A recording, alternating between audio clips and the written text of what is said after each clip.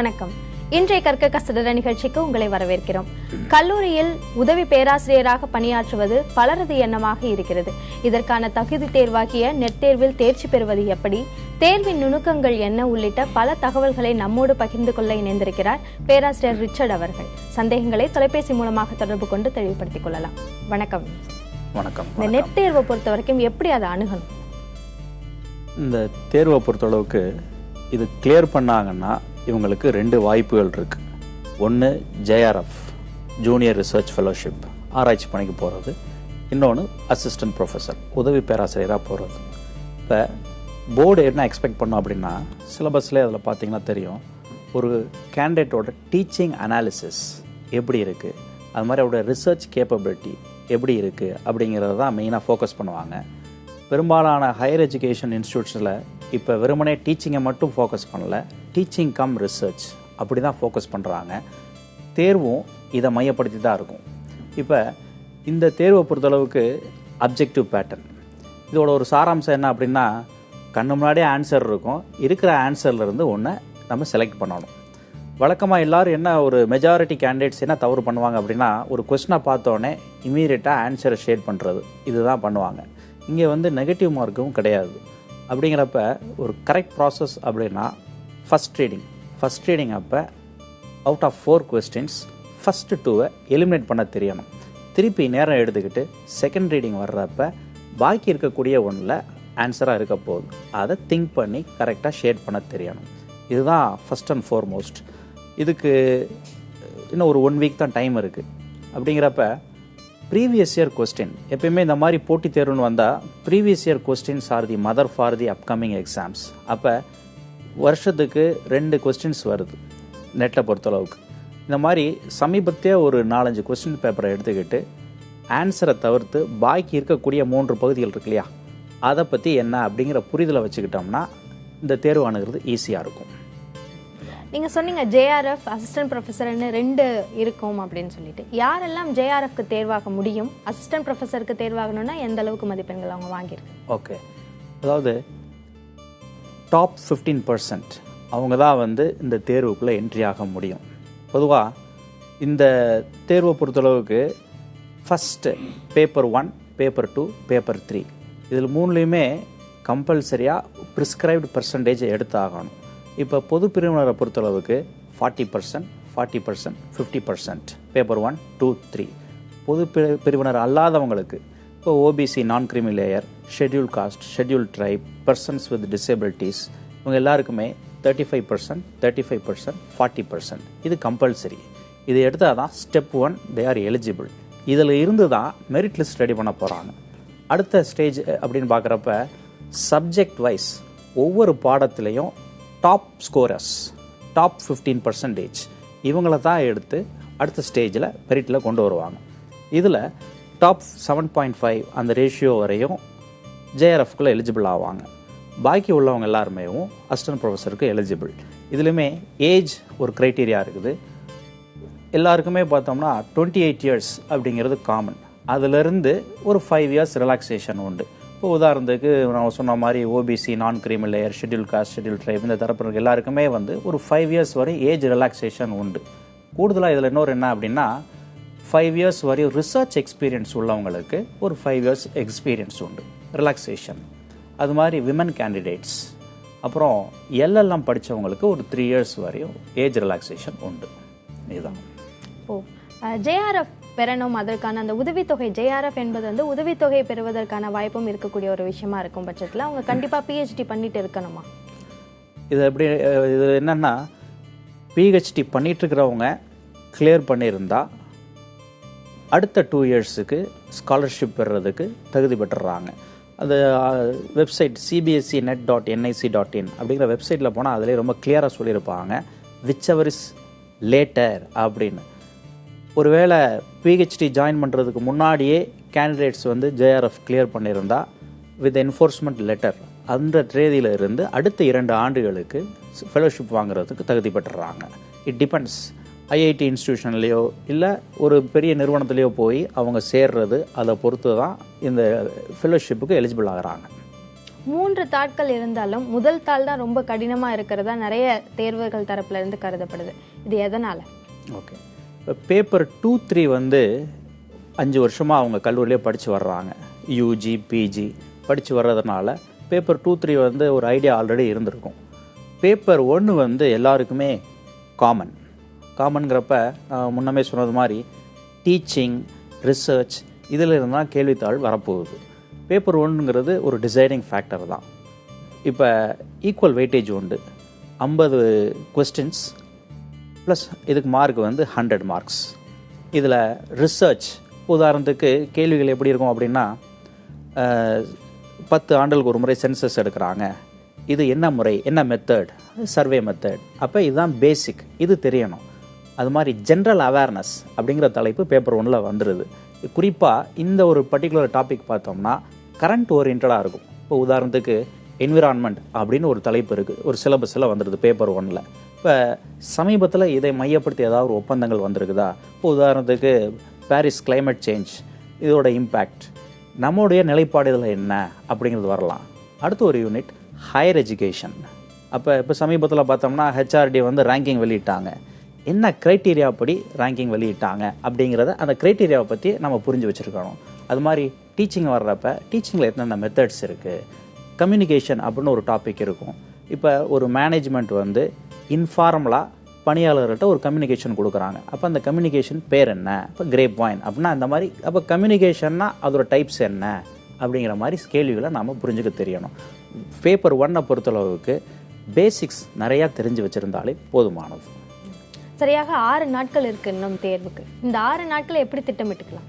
Okay, அதாவது previous year questions இதான் முக்கியமாக வந்து அடுத்து இருக்கக்கூடிய நாட்களில் நாம் அப்ரோச் பண்ண வேண்டியது.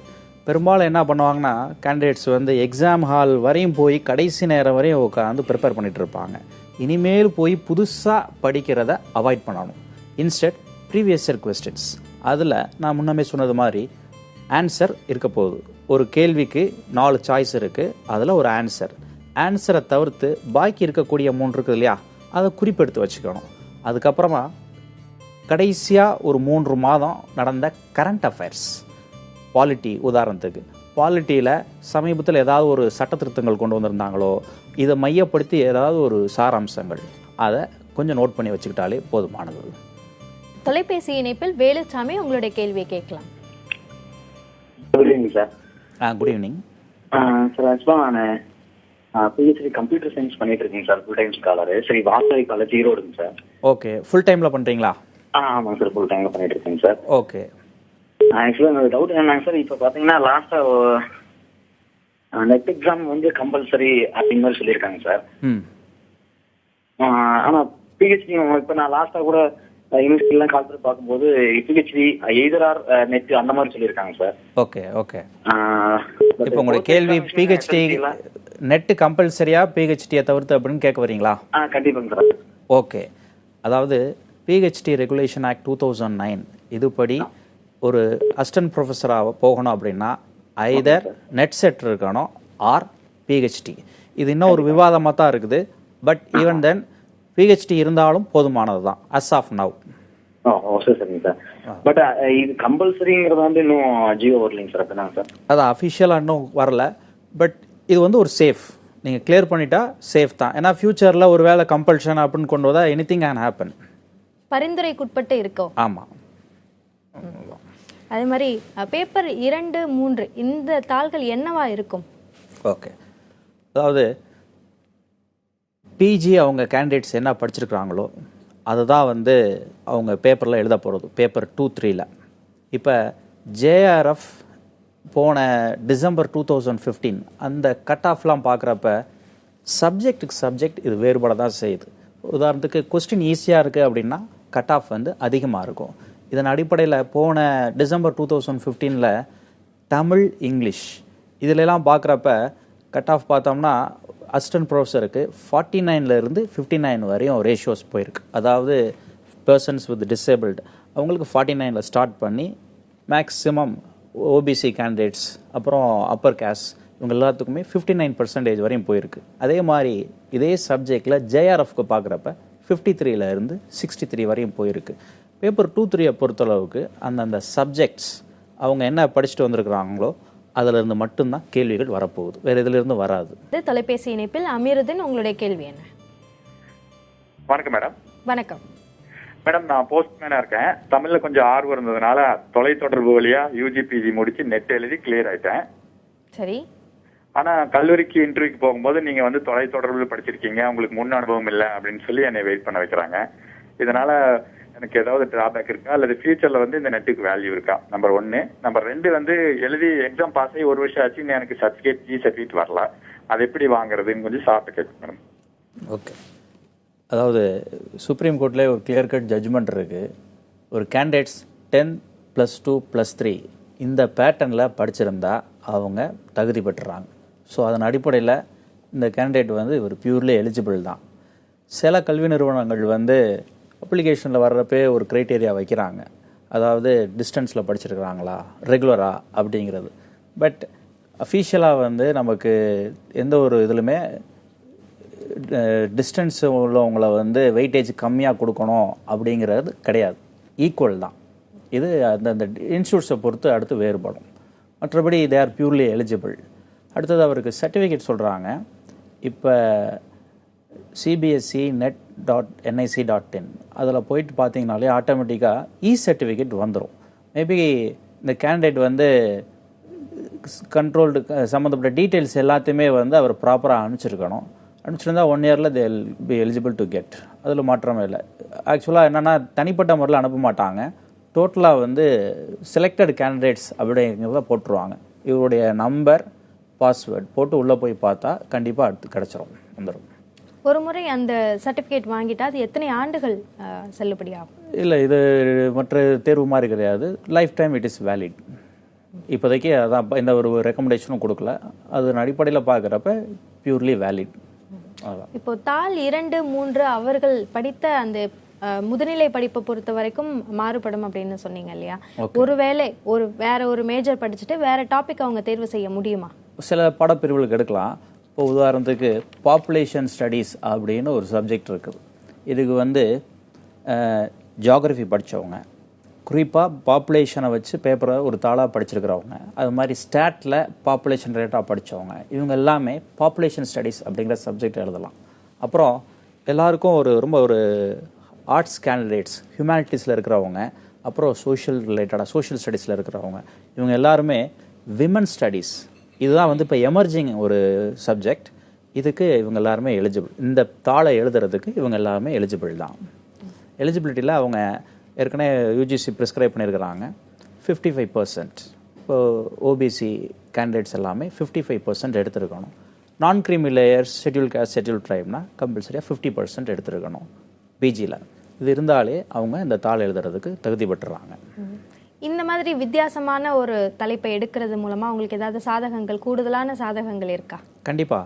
இப்போ அந்த கேண்டிடேட்டே சொன்னார், முதல்ல பேசின கேண்டிடேட்டு, அவர் பிஜி அவர் சப்ஜெக்டை தவிர்த்து கூடுதலாக ஒரு சப்ஜெக்ட் விமன் ஸ்டடீஸ் அப்படின்னு எடுத்து வர்றப்ப, இப்போ வந்து விமன் ரிலேட்டடான இஷ்யூஸ் வர்றப்ப நிறைய கல்வி நிறுவனமே, இன்ஸ்டியூட்ஸ், யூனிவர்சிட்டிஸும் சரி, ஹையர் இன்ஸ்டியூட்ஸுமே சரி, தனியாக விமன் செல் இது ரிலேட்டடெல்லாம் கொண்டு வர்றாங்க. அப்போ இன்னும் ஃப்யூச்சரில் பார்க்குறப்ப இதுக்கெலாம் வந்து ஸ்கோப் அதிகமாக இருக்குது. அப்போ அகாடமிக்கில் ரெகுலராக தவிர்த்து கூடுதலாக ஒரு சப்ஜெக்டோடு வர்றப்ப அவருக்கு ஒரு வெயிட்டேஜ் இருக்க தான் செய்யும். No doubt in it. தொலைபேசி இணைப்பில் திருத்தணியிலிருந்து சரவணன், உங்கள் கேள்வி என்ன? ஹலோ, வணக்கம் மேடம். வணக்கம் சார், கிட்ட ஒரு கேள்விங்க. சொல்லுங்க. Good evening sir. Good evening. என்னுடைய டாக்டர் வந்து MSc MPhil பயோடெக்னாலஜி படிச்சிருக்காங்க. பயோடெக். ஆமாங்க. அவங்க இந்த CSIR நெட் வந்து ஒரு 3-4 டைம்ஸ் அட்டெண்ட் பண்ணாங்க. சரிங்க. Basically she is having some visual low vision அவங்களுக்கு. Okay okay. ஸோ அவ வந்து நிறைய கோச்சிங் கிளாஸ்லாம் பண்ணிட்டு நிறைய ப்ரிப்பேர் பண்ணிட்டு தான் போறா எக்ஸாமுக்கு. ஆனா அவங்க ஸ்கிரைப் ப்ரொவைட் பண்றவங்களுக்கு வந்து ஒரு ஆர்டினரி டிகிரி கேண்டிடேட் ப்ரொவைட் பண்றாங்க. ஓகே. அவுட் ஆஃப் அந்த 2.5-3 hours ஒரு 1/2 hour எக்ஸ்ட்ரா டைம், இதுல வந்து டோட்டலா 150 கொஸ்டின்ஸ் இருக்கிறாங்கன்னா அவங்களால ஒரு 60 கேள்வி கூட அவங்களால அந்த 3.5 மணி நேரத்துல படிச்சு சொல்லணும். பிகாஸ் இந்த பயோடெக்னிக் வேர்டு வந்து அவங்களுக்கு புரிய மாட்டேங்குது. அவங்க படிக்கிறதே லேட்டா படிக்கிறாங்க. Okay okay. ஸோ அவள் 60-70 கொஸ்டின் பண்ணிட்டு கீஸ் இருக்கிறத அவள் ஆன்சர் பண்ணதெல்லாம் கரெக்டாக இருக்கு. அவளால் ரேங்க் எடுக்க முடியல. இந்த ஸ்கிரைபுக்காக நாங்கள் வந்து சென்ட்ரல் அந்த சிஎஸ்ஆர் அவங்க கிட்ட எப்படி பேச முடியல? அந்த பயோடெக் வேர்டே அவங்க படிக்கும் போது அதுக்கு ஒரு கொஸ்டின் படிக்கிறதுக்கு 1.5 நிமிஷம் 2 நிமிஷத்துக்குள்ள ஒரு கொஸ்டினை கம்ப்ளீட் பண்ணோம்னா அவங்களால முடியல, படிச்சு எக்ஸ்பிளைன் பண்ண முடியல அவங்களால. ஓகே. இந்த முறை இந்த நெட்டுக்கே பார்த்தோம்னா இப்போ டிசேபிள்டுக்கு அதாவது 40%க்கு அபவ் 40% அண்ட் அபவ் டிசேபிள்டு, அது மாதிரி விஷுவலி சேலஞ்ச் இவங்களுக்குலாம் வந்து என்ன ஒரு வாய்ப்பு அப்படின்னா, இப்போ பேப்பர் 1 பேப்பர் 2 ரெண்டுக்குமே 25 மினிட்ஸ் கூடுதலாக டைம் கொடுக்குறாங்க. பேப்பர் 3க்கு வந்து 50 மினிட்ஸ் கூடுதலாகவே டைம் கொடுக்குறாங்க. இது இல்லாமல் இப்போ அவர் கேட்டார், அந்த கேண்டிடேட் கேட்டாங்க, ஸ்கிரைப்னு வர்றப்ப 1 வீக் முன்னாடியேவும் சென்டர் சூப்பரண்ட்டை இவங்க ஒரு கடிதம் கொடுக்கணும், எங்களுக்கு இந்த மாதிரி ஒரு ஸ்கிரைப் வேணும் அப்படிங்கிறது. ப்ளஸ் இப்போல்லாம் வந்து என்ன ஒரு அட்வான்டேஜ்னால், இவங்க ஒரு 1 டேக்கு முன்னாடியே போய் அந்த ஸ்கிரைபோட உட்காந்து அவருடைய எபிலிட்டியை பற்றி டெஸ்ட் பண்ணலாம். ஸோ இப்போல்லாம் கொஞ்சம் சேஞ்ச் ஆயிடுச்சு. இவங்க என்ன முறைப்படி வந்து முதல்ல ஒரு சென்ட்ரல் சூப்பரண்ட்டை கடிதம் கொடுத்து ரெக்வஸ்ட் பண்ணணும். அதுதான் அவங்க செய்ய வேண்டிய முக்கியமான சாராம்சம். ஓஎம்ஆர் தாள் வழங்கப்படுது நெட் தேர்வை பொறுத்த வரைக்கும், அதை எப்படி கையாளணும்? ஓகே, இது ரொம்ப முக்கியமானது. அதாவது இந்த தேர்வில் ஆன்சர் ஷீட் வர்றப்பேவும் புக்லெட் சீரிஸ் கொடுத்துட்றாங்க, கொஸ்டின் கொடுத்துட்றாங்க. இப்போ ஏ அப்படின்னா ஏ சீரிஸ் அப்படின்னா ஓஎம்ஆருக்கும் புக்லெட் சீரிஸும் ஒரே மாதிரி ஏ இருக்குதா அப்படிங்கிறத கரெக்டாக மேட்ச் பண்ண வைக்க தெரியணும். அப்படி இல்லைன்னா அவங்க ரிஜெக்ட் பண்ணி மாற்றி கேட்டு வாங்கணும். அடுத்ததாக ஒரு ஸ்கேனர், அதுதான் வந்து இந்த ஓஎம்ஆரில் கரெக்ஷன்ஸ் பார்க்க போகுது. அப்போ அது ரொம்ப தெளிவாக இருக்கணும். அவங்க கேண்டிடேட்டோட name, father's name, exam centre code, subject code, signature, இது எல்லாமே அவங்க ரொம்ப தெளிவாக எழுதியிருக்கணும். அப்புறம் ஒரு முறைக்கு 2 முறை டிசைட் பண்ணிவிட்டு அதுக்கப்புறமா தான் ஷேடிங்கே பண்ணணும். Ball point, blue or black இதில் தான் யூஸ் பண்ணணும், பென்சில்ஸ் யூஸ் பண்ணக்கூடாது. அந்த ஷேட் பண்ணுறது முழுமையாக ஷேட் பண்ணியிருக்கணும். ஷேட் பண்ணிவிட்டு தவறாக இருக்குது அப்படின்னு சொல்லி திருப்பி எரேசரை வச்சு அழிக்கிறது அது கூடவே கூடாது, அப்படின்னா அது ரிஜெக்ட் ஆயிரும். அதனால் இது கவனமாக இருக்கணும். அப்புறம் இப்போ சமீப காலங்களாகவே எக்ஸாம்ஸுக்கு வந்து எப்படின்னா இவங்கெல்லாம் பென் கொண்டு வரணும் அப்படிங்கிற நெசசிட்டிலாம் இல்லை. அது மாதிரி வாட்ச் கரெக்டாக அந்த ஹால்லே வந்து வால் கிளாக் இருக்கும், அதனால் வாட்சும் கொண்டு போகக்கூடாது. அது மாதிரி pen, then mobile phone, calculators இது எல்லாமே ஸ்ட்ரிக்ட்லி ப்ராஹிபிட்டட். ஸோ இதெல்லாம் அவங்க தவிர்த்துடணும். இதுதான். அடுத்து தஞ்சாவூர்லேருந்து ஸ்ரீனிவாசன், உங்கள் கேள்வி என்ன? சார் வணக்கம் சார். வணக்கம் சார். நான் இப்போ நெட் எக்ஸாம் வர ஜூலை 10ஆம் தேதி நான் எழுத போகிறேன் சார். ஓகே. எனக்கு வந்து 2 கொஸ்டின் சார். ஃபர்ஸ்ட் வந்துட்டு எந்த பேப்பர், அதாவது பேப்பர் 3 வந்து கொஞ்சம் டஃபா இருக்கும் அப்படிங்கிற மாதிரி சொல்றாங்க. ஓகே. ஸோ அதை வந்துட்டு எப்படி ஃபேஸ் பண்றது? இதனுடைய ஃபர்ஸ்ட் கொஸ்டின். உங்க சப்ஜெக்ட் கம்ப்யூட்டர் சயின்ஸ் சார். சரி. அடுத்தது சார், இப்போ வந்துட்டு ஒரு எக்ஸம்ஷன் வந்து ஒன்று வந்திருக்கு, யூஜிசியில் வந்துட்டு ஒரு எக்ஸம்ஷன் வந்திருக்கு. எம்பில் ஆர் பிஹெச்டி ஜூலை 2009 முடிச்சிருந்தாலே போதும், நெட் செட் தேவையில்லை அப்படிங்கிற மாதிரி சொல்றாங்களே, அது எவ்வளவு தூரம் உண்மை? இது 2 தான் சார். Okay okay, thank you. அதாவது இந்த கேண்டிடேட் வந்து கம்ப்யூட்டர் அப்ளிகேஷனுங்கிற தலைப்பு தான் எழுதுவாங்க. இவங்களுடைய ஒரு ப்ளஸ் என்ன ஆகும் அப்படின்னா, பேப்பர் 1ல் கம்ப்யூட்டர் பற்றியும் கொஸ்டின்ஸ் வரத்தான் போகுது. ஸோ அப்படிங்கிறப்ப உங்களுக்கு வெயிட்டேஜ் உண்டு. பேப்பர் 3 பொதுவாகவே பேப்பர் 2வை விட கொஞ்சம் டஃப்னஸ் இருக்க தான் செய்யும். அது கம்ப்யூட்டர் சயின்ஸுக்குன்னு கிடையாது, எல்லா சப்ஜெக்ட்ஸுமே அப்படி தான். கட் ஆஃப் வந்து குறையுது அப்படின்னா பொதுவான ஒரு ரூல், அப்போ கொஸ்டின் வந்து டஃப்பாக இருக்குது அப்படின்னு அர்த்தம். ஒவ்வொரு சப்ஜெக்ட்டுக்கும் இது சப்ஜெக்ட்டுக்கு வேறுபட தான் செய்யும். இப்போ லாஸ்ட் இயர் டிசம்பர் 2015 அந்த கட் ஆஃப் பார்க்குறப்ப ட்ராமா அண்ட் தியேட்டர்னு ஒரு பேப்பர் இருக்குது, இதுக்கு வந்து கட் ஆஃப் வந்து ஆவரேஜ் கம்மி தான். காஷ்மீரின்னு ஒரு சப்ஜெக்ட் இருக்குது, அதுக்கு பார்த்தோம்னா 81% வரையும் கட் ஆஃப் போகுது. என்ன அப்படின்னா கொஸ்டின் அதில் ஈஸியாக இருந்திருக்கு. ஸோ கடினத்தன்மைங்கிறது சப்ஜெக்டில் எல்லா சப்ஜெக்ட்லேயும் பேப்பர் 3ல் இருக்க தான் செய்யும். நம்ம இன்டெப்த்தாக படிக்கிறது, நம்முடைய ஆழமான புரிதல், அதுதான் இந்த இடத்துல வெயிட்டேஜை கொடுக்கும் கரெக்ஷனுக்கு. அடுத்த கேள்வி கேட்டிருந்தாங்க, 2009 PhD ரெகுலேஷன் ஆக்ட், இது வந்து இன்னும் ஒரு டிபேட்டபிளாக தான் இருக்குது. பட் பெஸ்ட் திங், ஒரு வைஸ் திங் என்ன அப்படின்னா, நெட்டை வந்து கிளியர் பண்ணிக்கிட்டோம்னா ஒரு சேஃப்டி. நமக்கு எக்ஸாக்டாக ப்ரெடிக்ட் பண்ண முடியாது, PhD இருந்தாலும் ஒரு வேளை ஃப்யூச்சரில் வந்து நெட்டு கம்பல்சரியா அப்படிங்கிறத நமக்கு ப்ரெடிக்ட் பண்ண முடியாது. அஸ் ஆஃப் நவ் 2009 ரூல்ஸ் படி PhD ஆர் நெட் செட்டை விட நெட், ஏன்னா த்ரூ அவுட் நேஷன் வைடு இவங்க எலிஜிபிள் ஆயிடுறாங்க. ஸோ இதான் சேஃப். நெட்டு ஸ்லெட் இந்த ரெண்டுத்துக்குமான வித்தியாசம் என்ன? ஓகே, அதாவது ஸ்டேட் கவர்மெண்ட் நடத்துறது ஸ்டேட் எலிஜிபிலிட்டி டெஸ்ட்.